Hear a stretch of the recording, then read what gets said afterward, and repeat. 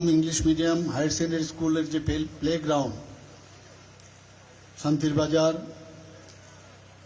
South त्रिपुराय Bru socio cultural अर्गानाइजेशनेर उद्योगे जे 33rd state level Hojagiri festival 2025 से उपलक्षे आमादेर माझे एखाने मंचे उपस्थित आছেন एकटू आगे যিনি ওনার মূল্যবান বক্তব্য এবং ওনার ডিপার্টমেন্টের তরফ থেকে যে রিয়াং সম্প্রদায়ের জন্য কি কি কাজ করছেন মাননীয় প্রধানমন্ত্রীজি এবং এই ডিপার্টমেন্ট বিস্তারিত আলোচনা করেছেন। এই ডিপার্টমেন্টের মাননীয় মন্ত্রী শ্রী শুক্লাচরণ নুয়াতিয়া মহোদয় আমাদের মাঝে উপস্থিত আছেন। এই cultural organisation Bru socio cultural অর্গানাইজেশনের আদরণীয় সভাপতি শ্রী শান্তি রায় রিয়াং মহোদয়, এখানে উপস্থিত আছেন অনারেবল এমএলএ শান্তির বাজার এই এলাকার শ্রী প্রমোদ রিয়াং মহোদয়, রাইমাবেলির যিনি অনারেবল এমএলএ উনিও ওনার বক্তব্য আমাদের সামনে রেখেছেন। শ্রীমতী নন্দিতা দেববর্মা রিয়াং, এখানে Shrimati Dolly Reang honourable EM TTADC উনিও ওনার বক্তব্য আমাদের সামনে রেখেছেন। এখানে honourable MDC Shri Bhumikananda Reang, honourable MDC Shri Sanjib Reang এবং এই জেলার সাউথ ডিস্ট্রিক্টের সম্মানীয় জেলা সভাধিপতি শ্রী দীপক দত্ত মহোদয় এবং এই ডিস্ট্রিক্টের যিনি ডিএম এন্ড কালেক্টর মোহাম্মদ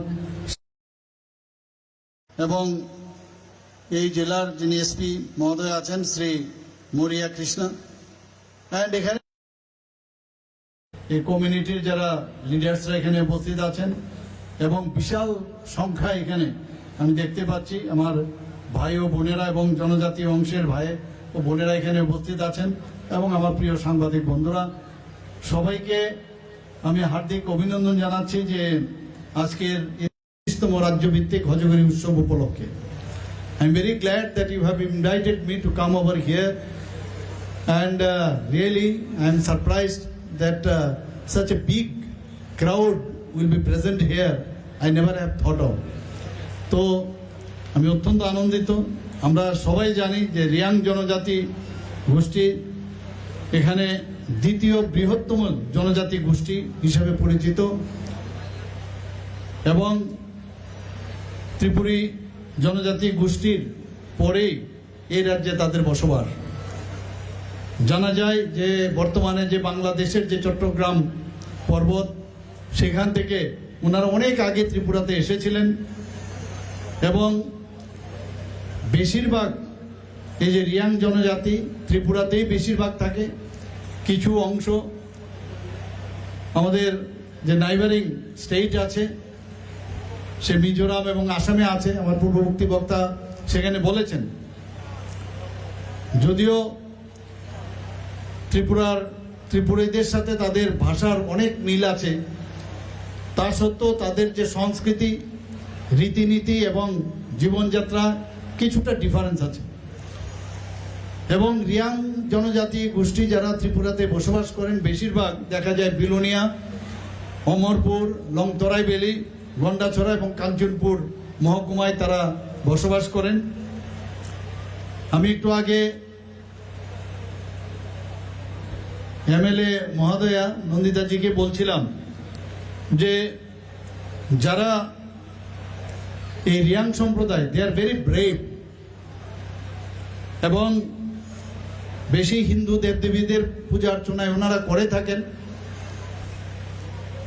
এবং রিয়াং জনজাতিদের অত্যন্ত আজকে একটু আগে আমরা যার কারণে আজকের এই ফেস্টিভ্যাল যে হুজাগুড়ি যে উৎসব সেখানে যে নৃত্য হজগরি নৃত্য আমরা দেখছিলাম কিন্তু কিছুটা এখানে মডিফাইড ওয়েতে সে হজগরি নৃত্যটা আমরা দেখলাম কিন্তু ট্রেডিশনালি যে নৃত্য সেটা আমরা সবাই জানি এবং এই নৃত্য কিন্তু এমনিতে না, অনেক এটার মধ্যে ব্যালেন্সের নৃত্য আমরা সবাই জানি। এবং এর জন্য যে দক্ষতা এবং তার জন্য যে নিপুণতা, তার জন্য অনেক প্র্যাকটিসের প্রয়োজন হয়। তো সেটা রিয়াং জনজাতিদের এই যে হজগিরি নৃত্য, তো ন্যাচারালি ওনারা যখন প্র্যাকটিস করেন সেই জিনিসটা ওনাদের আয়ত্তে আসে। একটু আগে আমার পূর্ববর্তী বক্তারা বারবার বলছিলেন যে এই হজাগিরি নৃত্য শুধু ভারতবর্ষে না, আমাদের স্টেটে তো আছেই, শুধু ভারতবর্ষে না, আজকে আন্তর্জাতিক স্তরেও এই হজাগিরি নৃত্য নিয়ে আমরা গর্ববোধ করি। এবং বিভিন্ন জায়গায় এই হজাগিরি নৃত্য দিয়ে আমাদের টিম, আমাদের ত্রিপুরা সরকার আইসিএ ডিপার্টমেন্টের তরফ থেকে এবং অন্যান্যভাবে আর্থিক সহায়তায় তাদেরকে বাইরেও পাঠানো হচ্ছে। হজাগিরি নৃত্য মূলত মাইলুমা ওর মাই কথাও নামে পরিচিত, যা আমরা সবাই জানি যে ফসলের উৎসব এবং ধন সম্পদ ও সমৃদ্ধির লক্ষ্যে লক্ষ্মী দেবীর আরাধনার একটা নিদর্শন হিসাবে এটাকে উদযাপিত করা হয়। সাধারণত এই যে নৃত্য, সেই নৃত্যের মধ্যে মাটির কলস থাকে, ছোট একটা তেলের বাতি থাকে, বোতল। আমি কথা বলছিলাম একটু আগে অন্যান্য যারা এখানে অতিথিরা আছেন যে রুমাল বা ফুল বা বাঁশের একটা বড় প্লেট এবং পোশাক এবং অলংকার, এইগুলো হচ্ছে এই হজাগিরি নৃত্যের একটা বিশেষ অলংকার। সেইগুলো নিয়েই সাধারণত এই ধরনের নৃত্য হয়ে থাকে এবং সাধারণত মহিলারাই কিন্তু এই নৃত্য পরিবেশন করে এবং পুরুষেরা তাকে যাতে বাদ্য বাজাতে পারে তাদেরকে অ্যাসিস্ট করার জন্য তারা সেখানে থাকেন। এবং তার যে নৃত্য শৈলী এবং তার যে ভঙ্গিমা, সেগুলো আমরা যখন দেখি বা যারা দেখে তাদের কিন্তু মনোমুগ্ধকর একটা অবস্থা দাঁড়ায় এবং যে কারণে আজকে তার আন্তর্জাতিক স্তরেও তার খ্যাতি অর্জন করেছে। আমাদের বর্তমান সরকার এই বিভিন্ন যে সাংস্কৃতিক সংগঠনগুলো আছে সেগুলো যাতে আরও বেশি করে, সেগুলো যাতে হারিয়ে না যায়, তাকে আরও বেশি রিফাইন করা যায় এবং ট্রেডিশনকে বজায় রেখে সেটা যাতে আরও প্র্যাকটিস করতে পারে, তার ব্যবস্থা আইসিএ ডিপার্টমেন্ট এবং ত্রিপুরা সরকারের তরফ থেকে আমরা বারবার চেষ্টা করি। এবং তার যে সঠিক পরিচর্যা, মাননীয় প্রধানমন্ত্রীজি বারবার বলছেন যে কোনো বিষয়ে যদি স্কিল ডেভেলপমেন্ট না হয়, এবং সেই স্কিল ডেভেলপমেন্ট সব জায়গায়, আজকে ডাক্তারই হোক, ইঞ্জিনিয়ারই হোক, সেই নৃত্যকলাতেই থাকুক, হস্তশিল্পীতেই থাকুক, তার ডেইলি আপডেট করতে হবে। সেই জায়গায় দাঁড়িয়ে আজকে আমাদের সরকার, আমরা চেষ্টা করছি যে তাদের কিভাবে আরও আলট্রা মডার্ন এবং আরও আপডেট করা যায় সেই ব্যবস্থা আমরা করছি, আরও রিফাইন যাতে হয়, যাতে মানুষ, সারা পৃথিবীর লোক সেগুলোকে দেখে এবং বুঝে। শুধু তাই নয়, এই যে হজাগিরি নৃত্য সেটা শাস্ত্রীয় সঙ্গীতের, শাস্ত্রীয় নৃত্য যেটা আমরা বলি, তার সাথে তুলনা করা আমি মনে করি সেটা সম্ভব। জনজাতি লোকসঙ্গীত, লোকনৃত্য, হস্তকারু, হস্তশিল্পী ইত্যাদির বিষয়ে আমরা বিভিন্ন কর্মশালা আমাদের আইসিএ ডিপার্টমেন্ট থেকে শিক্ষামূলক ভ্রমণ ও বিভিন্ন মেলার আয়োজনের জন্য আমরা এবার বাজেটে 3 কোটি টাকা আমরা রেখেছি। এটা প্রতি বছরই সেটা থাকবে। হজাগিরি নৃত্যের প্রসারে আমরা সবাই জানি যে প্রবীণ শিল্পী এবং গুরু সত্যরাম রিয়াং 2001-এ পদ্মশ্রী সম্মানে মাননীয় প্রধানমন্ত্রীজির কারণে তাকে ভূষিত করেন। কিছুদিন আগে আপনারা জানেন যে আমরা ক্যাবিনেটে ডিসিশন নিলাম যে সংগ্রামা পূজা উপলক্ষে স্টেট রেস্ট্রিক্টেড হলিডে হিসাবে আমরা ঘোষণা করে দিয়েছি। আমরা মাননীয় প্রধানমন্ত্রীজি বারবার বলছেন যে জনজাতিদের, এর আগে আমরা কোনোদিন দেখিনি যে জনজাতিদের নিয়ে এত, তাদের যাতে উন্নয়ন হয় লাস্ট মাইল অব্দি, তাদেরকে এতদিন পর্যন্ত কেউ, কোনো সরকার এর আগে কিন্তু দেখেনি। কিন্তু মাননীয় প্রধানমন্ত্রী শ্রী নরেন্দ্র মোদীজি আসার পর আমরা কিন্তু সেটা দেখতে পাচ্ছি। এবং আপনারা সবাই জানেন যে আজকে ভারতের যিনি রাষ্ট্রপতিজি, অত্যন্ত একদম অজগায়ের একজন ব্যক্তি, সেই দ্রৌপদী মুর্মুজিকে রাষ্ট্রপতিজি বানিয়েছেন। আপনারা নিশ্চয়ই জানেন যে ত্রিপুরার রাজ পরিবারের একজন ব্যক্তি, আমাদের শ্রী জিষ্ণু দেববর্মা মহোদয়, ত্রিপুরার থেকে একটা ছোট রাজ্য থেকে একটা বড় রাজ্য তেলেঙ্গানার গভর্নর বানিয়েছেন। এর থেকে বড় গৌরবের বিষয় আর কিছু কি থাকতে পারে? আমরা এই সরকার আমরা চাইছি যে জনজাতিদের যাতে আর্থসামাজিক উন্নয়ন হয়, বিভিন্ন স্কিম আমরা যেমন রাজ্য সরকারও করছি, আমাদের যে সেন্ট্রাল গভর্নমেন্টও বিভিন্ন স্কিম তার কিছুটা আমাদের মাননীয় মন্ত্রী এখানে বলার চেষ্টা করেছেন। আপনারা সবাই জানেন যে মহারাজাদের সম্মান আমাদের সরকার আসার পর একমাত্র আমাদের সরকার সেটা দিচ্ছে, আগে কিন্তু সেভাবে সম্মান দেওয়া হয়নি। আমরা জানি যখন দ্বিতীয় বিশ্বযুদ্ধ হয় তার শেষ দিকে যে ওয়ান অফ দ্য ওল্ডেস্ট যে এয়ারপোর্ট সেটা মহারাজা বীর বিক্রম কিশোর মাণিক্য বাহাদুর উনার সময়ে এই সিঙ্গারবিলে এয়ারপোর্ট হয়েছিল। আমাদের সরকার আসার পর 35 বছরের আমরা দেখেছি, এর আগেও 5 বছর, এর আগেও কংগ্রেস সরকার, এই কমিউনিস্টদের সরকার আমরা দেখেছি, কিন্তু আমাদের সরকার কমিটমেন্ট ছিল, সেই কমিটমেন্ট অনুযায়ী মাননীয় প্রধানমন্ত্রী যে নিজে এসেছেন, এসে উনার নামে উৎসর্গ করেছেন যে মহারাজা বীর বিক্রম এয়ারপোর্ট হিসাবে সে আগরতলা এয়ারপোর্ট, সিঙ্গারবিল এয়ারপোর্ট ছিল, আগরতলা এয়ারপোর্ট হলো, সেটাকে এখন মহারাজা বীর বিক্রম নামে সেটা উৎসর্গ করা হয়েছে। এবং সেখানে একটা পূর্ণ বয়ব যে মূর্তি সেখানে স্থাপন করেছেন। আপনারা শুনে নিশ্চয়ই, এর আগেও আপনারা শুনেছেন, আমি একদম যখন ছোট তখনই আমি দেখেছি আগরতলা যে কামানচমনির পাশে একটা ছোট আইল্যান্ড ছিল, সেটার মধ্যে জিরো মাইল হিসাবে ছিল। সেখান থেকে শুরু হতো যে ধর্মনগর কত মাইল, তখন মাইল হিসাবে বলতো, কিলোমিটার বলতো না। আজকে উদয়পুর কত মাইল, শান্তির বাজার কত, সেখান থেকে শুরু হতো। সেটা আস্তে আস্তে আমার চোখের সামনে দেখলাম নিচে সে মাইল ফলক মাটির নিচে চলে গিয়েছিল। এবং সেই যে আইল্যান্ড তার কিন্তু নামগোত্রহীন।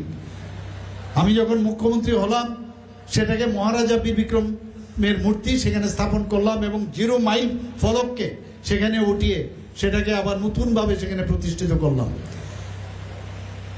আমরা মহারাজার জন্মদিন তো ছুটি ঘোষণা করেছি, তাছাড়া গড়িয়া পূজার জন্য আগে একদিন ছুটি দেওয়া হতো যাতে আরো বেশি করে তারা আরো সেই উপভোগ করতে পারে সেই পূজা, তার জন্য 2 দিন আমরা সেটাকে ঘোষণা দিয়েছি। রাজ্যের জনজাতি অধ্যুষিত যে 12টি ব্লককে অ্যাসপিরেশনাল ব্লক হিসাবে ঘোষণা দেওয়া হয়েছে, আপনারা সবাই জানেন।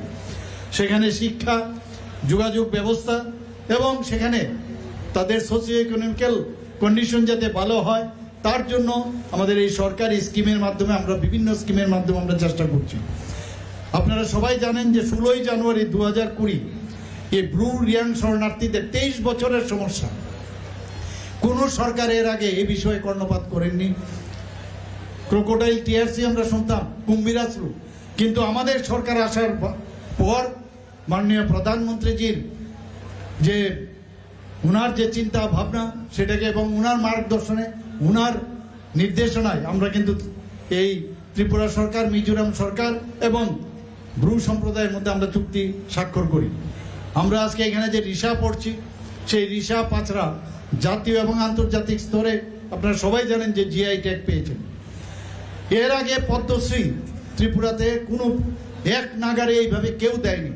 আমাদের সরকার আসার পর মাননীয় প্রধানমন্ত্রীজি 2019 থেকে 2024 পর্যন্ত 7 জন জনজাতি লিজেন্ড ব্যক্তিদের পদ্মশ্রী সম্মানে ভূষিত করা হয়।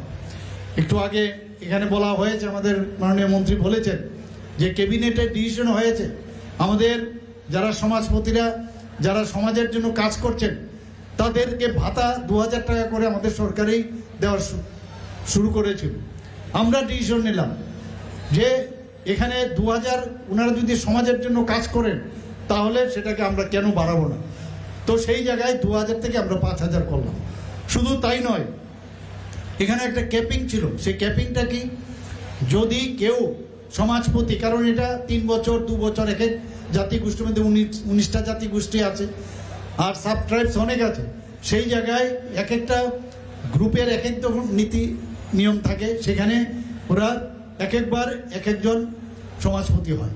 তো তার কেউ যদি কোনো সমাজপতি যদি সরকারি কর্মচারী হন বা রিটায়ারমেন্ট হয় তাহলে তাকে দেওয়া হতো। আমরা ডিসিশন নিলাম না, ওরা যদি সমাজের জন্য কাজই করে থাকে উনাদেরকে আমরা সাম্মানিক দিতে অসুবিধা কি? তো সেই 2000 থেকে আমরা এবার 5000 করেছি। শুধু তাই নয়, আমরা বলেছি যে এতে করে যে উইথড্র করলাম তাতে দেখা যায় যে 19টি জাতিগোষ্ঠী আছে ঠিকই, কিন্তু তারপরও 13 থেকে ম্যাক্সিমাম 14 জন জাতিগোষ্ঠীর সমাজভিত্তিক সিস্টেম সব জায়গায় নেই। তা আমরা বললাম, আমি যখন ক্যাবিনেটে চিফ সেক্রেটারি মহোদয়কে জিজ্ঞেস করলাম আমাদের রেজিস্ট্রিকৃত কতজন আছেন, তো মোটামুটি একটা রাফ আইডিয়া দিল 40+ আমাদের জাতিগোষ্ঠী আছে। আমি বললাম সমস্ত জাতিগোষ্ঠীর যারা সমাজ প্রতিভা বা সর্দার বা যেই নামেই যারা লিডার আছেন তাদেরকেও কেন না আমরা সেই 5000-এর আওতায় আমরা আনবো, কেন আমরা দেব না? তারাও সমাজের জন্য কাজ করছে। তা আমি সমস্ত ডিএমকে আমি বলেছি যাতে জানানো হয় কে কোথায় কোন জায়গায় আছেন। আমি যখন রাজ্যসভার সদস্য ছিলাম সেখানেও আপনারা জানেন যে মাত্র 3 দিনের মাথায়, প্রথম দিন আমি ভোট টেকিং নেই, সেকেন্ড টাইম আমাকে বলা হলো যে ডার্লং কমিউনিটি তাকে এখানে যেটা লোকসভার থেকে পাশ হয়েছে কিন্তু রাজ্যসভায় যতক্ষণ ধরে পাশ না হবে সেটা আইনে পরিণত হবে না, তাদেরকে ট্রাইবেল করে যাতে সংযুক্তি দেওয়া হয় তার জন্য আপনার বলতে হবে। আমাকে অল্প সময় দিল, সেখানে আমি এই ডার্লং কমিউনিটির উপর সেখানে আমার বক্তব্য পেশ করেছি এবং তারপরেই আজকে ডার্লং কমিউনিটিও কিন্তু ট্রাইবেল গ্রুপের মধ্যে চলে এসেছে। তো সেইভাবে আমাদের যে ইচ্ছা, জাতি জনজাতি মিলে আমরা এই ত্রিপুরাতে আমরা সবাই সুন্দরভাবে বসবাস করি, একজনে আরেকজনের হাত ধরে আমরা কাজ করি, সেই দিশায় আমরা কাজ করছি। বড়মুড়া পাহাড়ের নাম হাতাইকোতর আমরা দিয়েছি, গন্ডাছড়ার নাম গন্ডা তৈসা করেছি, 18 মুড়া পাহাড়ের নাম হাচুক বেরেম করেছি। এইভাবে অনেক নদী, আপনার বিভিন্ন যে পাহাড় পর্বত বিভিন্ন জায়গার নামাকরণ আমরা চেষ্টা করছি দেওয়ার জন্য। গত 4ই সেপ্টেম্বর 2024 কেন্দ্রীয় স্বরাষ্ট্রমন্ত্রী শ্রী অমিত শাহজির উপস্থিতিতে আমিও সেখানে গিয়েছিলাম। সেখানে ভারত সরকার, ত্রিপুরা সরকার, NLFT এবং ATTF একটা চুক্তি সম্পাদিত হয় এবং 24শে সেপ্টেম্বর ত্রিপুরাতে যখন আমি ব্যাক করি সেখানে 2024-এ 4ই সেপ্টেম্বর 2024-এ যখন সেই আমাদের এই যে চুক্তি সম্পাদন হয়, তো সেটা 24শে সেপ্টেম্বর 2024-এ সমস্ত ATTF এর সদস্য এবং NLFT-র এরা অস্ত্র আমার সামনে ওরা অস্ত্র সমর্পণ করেন। আপনারা সেভাবে যে টার্গেট দেওয়া হয়েছে তাদের যে সুযোগ সুবিধা কতগুলো নিয়ম নীতি আছে সেগুলোকে ফলো করে তাদেরকে রিহ্যাবিলিটেট করার প্রচেষ্টা চলছে এবং কাজও চলছে। যা যা দরকার ওনাদের ব্যবস্থা, পুনর্বাসনের ব্যবস্থা করেছেন, যেভাবে আমাদের ব্রু রিয়াং শরণার্থীদের যেভাবে করেছেন সেইভাবে আমাদের মাননীয় স্বরাষ্ট্রমন্ত্রীজি, মাননীয় প্রধানমন্ত্রী নরেন্দ্র মোদীজির যে মার্গদর্শনে সেই কাজটা আমরাও করছি। এখানে বিভিন্ন জেলাতে 84টি যে বনধন বিকাশ কেন্দ্র আমাদের সরকার স্থাপন করেছেন। এখানে আপনারা সবাই জানেন যে ঝাড়ু, আমলকি, তেঁতুল, গন্ধকি, তাছাড়া বনজ দ্রব্য সংগ্রহ এবং তাকে ভ্যালু এডিশন যদি করা যায় তাতে করে তার দামও বাড়ে এবং তাতে করে আর্থিক যে সুবিধা, আর্থিক উন্নয়ন সেটা কিন্তু জনজাতিদের মধ্যে সেটা হয়। আপনারা আমাদের ওয়ার্ল্ড ব্যাংক থেকে আমরা প্রায় 1400 কোটি টাকা খুব অল্প সময়ের মধ্যে দু বছরের মধ্যে আমরা 1400 কোটি টাকা আমরা লোন নিয়েছি।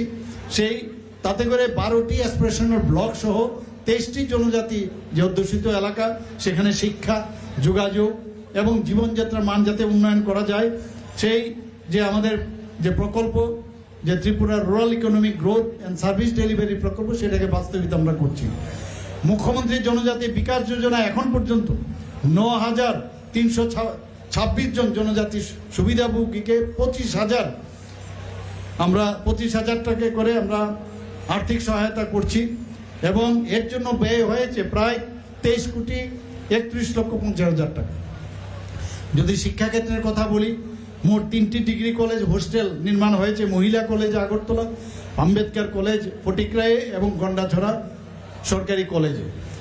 হোস্টেলের যে আবাসিকরা আছেন তাদের ভাতার হার 2023 সালে 55 রুপিস থেকে বৃদ্ধি করে এখন 80 টাকা করা হয়েছে, যার ফলে 460টি যে হোস্টেল আছে 34,000-এরও বেশি জনজাতি ছাত্রছাত্রীরা উপকৃত হয়েছেন। 6ষ্ঠ থেকে 8ম শ্রেণীর ছাত্রছাত্রীরা প্রি মেট্রিক বৃত্তি বছরে 400 টাকা থেকে বাড়িয়ে আমরা 1000 টাকা করেছি। যারা উপযুক্ত ছাত্রছাত্রীরা আছেন, যারা ট্রাইবেল জনজাতি গোষ্ঠী, তাদের বিনামূল্যে পাঠ্য বই এবং তাদের মেধা পুরস্কার এবং মূল বিষয়ের উপর কোচিং দেওয়ার ব্যবস্থা এই সরকার করছে। যারা উচ্চশিক্ষায় যারা যাচ্ছেন তাদের জন্য এককালীন আমরা আর্থিক সহায়তা আমরা প্রদান করছি। সরকার পরিচালিত যতগুলো জনজাতি হোস্টেলগুলো আছে সেখানে স্মার্ট ক্লাসরুম চালু করার প্রয়াস রয়েছে। আপনারা সবাই জানেন যে জনজাতি কল্যাণ দপ্তর 6ষ্ঠ থেকে 10ম শ্রেণী পর্যন্ত একটি আবাসিক বিদ্যালয় স্থাপন করেছেন। আমবাসা, কাঞ্চনপুর, করবুক 3য় শ্রেণী থেকে 6ষ্ঠ শ্রেণী পর্যন্ত 3টি আশ্রম স্কুল স্থাপন করেছে। এতে করে এই বিদ্যালয়গুলোতে মোট 1008 জন শিক্ষার্থী পাঠরত রয়েছে। 29টি নতুন হোস্টেল নির্মিত হয়েছে এবং তাতে করে 44টি জনজাতি বিদ্যালয় নির্মাণ করা হয়েছে। কিছুদিন আগে ট্রাইবাল ওয়েলফেয়ার মিনিস্টার আমাকে বারবার বলছিলেন যে বিভিন্ন হোস্টেলে ওয়ার্ডেন নেই। আমি বললাম, যা জনজাতিদের জন্য যা যা করার তুমি করো।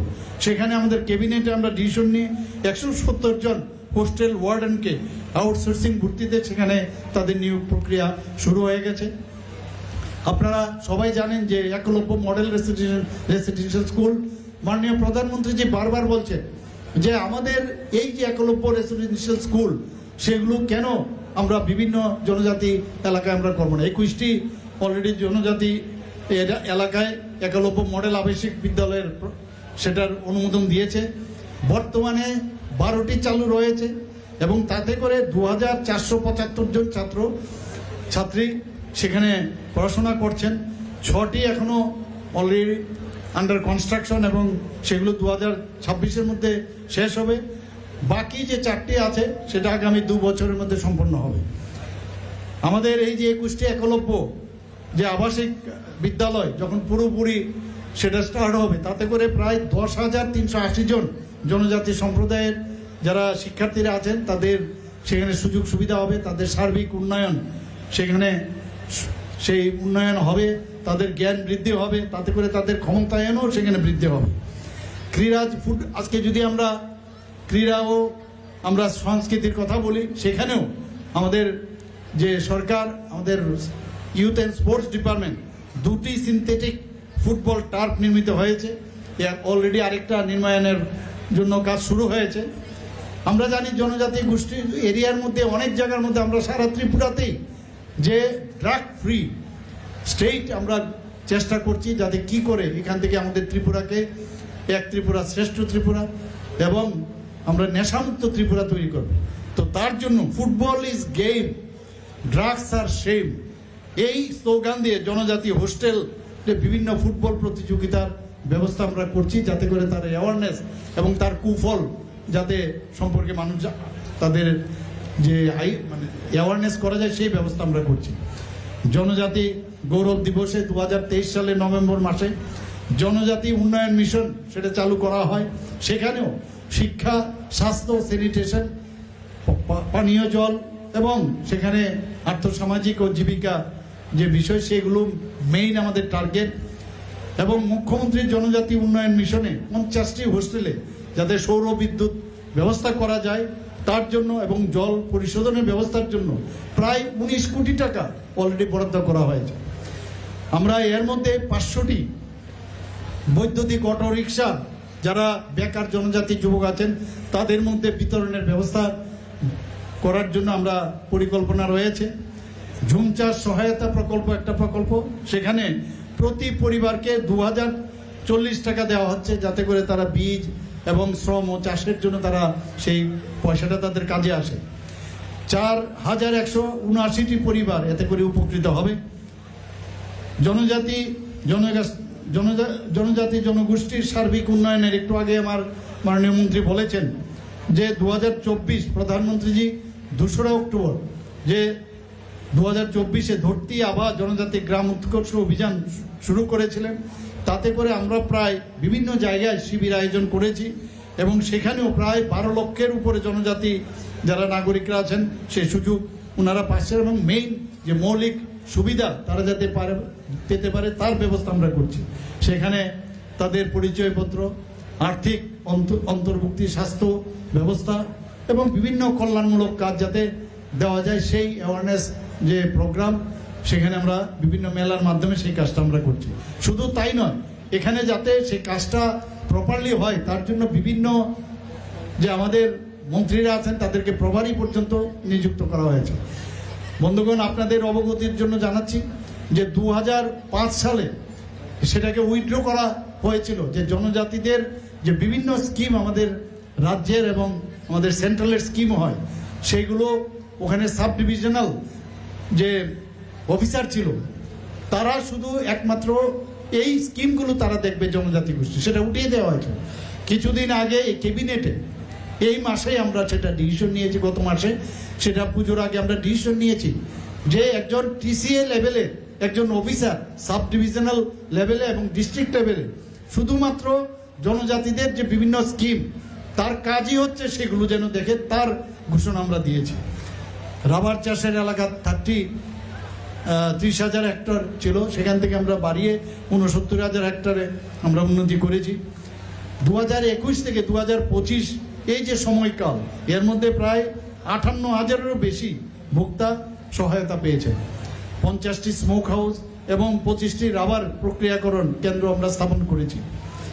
এবারের বাজেটে আপনারা সবাই জানেন যে যারা জনজাতি ছেলে মেয়েরা আছেন তারা বিভিন্ন কম্পিটিটিভ এক্সাম তারা দিতে হয়, তো বিভিন্ন competitive exam, civil service, Tripura civil service, IFS, বিভিন্ন তাদের যাতে প্রপারলি কোচিং দেওয়ার জন্য একটা সুপার 100 স্কিম আমরা চালু করেছি এবারের বাজেটে। 3টি 100 শয্যা বিশিষ্ট একটি ST হোস্টেল স্থাপন করা হবে, 3টি 100 শয্যা বিশিষ্ট ST হোস্টেল স্থাপন করা হবে। এইবার বাজেটে আমরা ডিসিশন নিয়েছি 50 শয্যা বিশিষ্ট 60টি নতুন হোস্টেল স্থাপন করা হবে। আমার এই কথাগুলো আপনাদের সামনে, যেহেতু আপনারা আজকের এই ধরনের একটা প্রোগ্রাম আপনারা রেখেছেন, আমার মনে হলো এর থেকে ভালো জায়গা আর কিছু হবে না। এগুলো আমাদের বলা এবং এগুলো আপনারা ভাববেন ত্রিপুরা সরকার এবং মাননীয় প্রধানমন্ত্রীজি যেভাবে কেন্দ্রে চালাচ্ছেন জনজাতিদের জন্য, আমরা যেভাবে চিন্তা করছি তার বলার জন্যই আমি এই কথাগুলো আমি বললাম। আমি আশা করি এই যে দুদিনের যে এই আপনাদের হজাগিরি ফেস্টিভ্যাল 33তম, সেটা সার্থক হোক এবং ভালোভাবে কাটুক।